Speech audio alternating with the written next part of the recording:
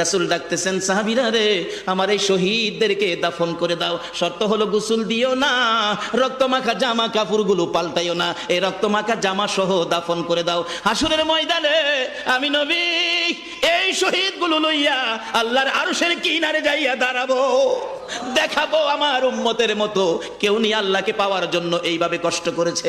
এবার দাফনের কাজ শুরু হলে কিতাব লেখে 69 জনের দাফন শেষ।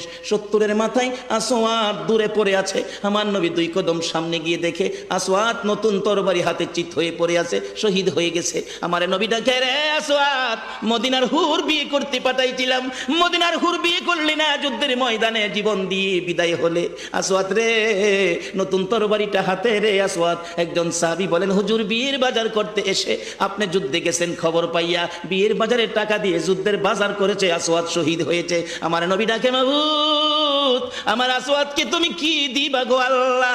মদিনার হুর নিল না, রাসূলের পক্ষ নিয়ে জীবন দিয়ে দুনিয়ার থেকে বিদায় হলো, আমার আসওয়াতকে তুমি কি দিবা গো আল্লাহ? আসওয়াতের লাশটা ধরে ধরে কবরের দিকে নিয়ে আসতেছে, গোসল লাগবে না, কাফন লাগবে না, শুধু দাফন করে দিবে। আমার নবী আসওয়াতের কবরের পাশে দাঁড়াইয়া মুস্কি মুস্কি হাসতেছেন। সাহাবীরা আরজ করেন, ইয়া রাসূলুল্লাহ, এই কবরের পাশে হাসতেছেন কেন, ব্যাপার কি? আমার নবী বলেন, সাহাবীরা রে, আমি যা দেখি তোমরা তা দেখো না রে। সাহাবীরা, হুজুর কি দেখে হাসছেন জানতে চাই। সাহাবীরা, আমার আসওয়াত মদিনার হুর বিয়ে করতে যাইয়া যুদ্ধের খবর শুনে বিয়ের বাজারের টাকা দিয়ে যুদ্ধের বাজার করে জীবন দিয়ে কবরে রওনা হয়েছে। আমি নবী আসওয়াতের কবরের পাশে দাঁড়াইয়া দেখি রে, আমার আসওয়াতের কবরে মদিনার হুরের পরিবর্তে আমার আল্লাহ জান্নাতের হুর পাঠাইয়া দিছে।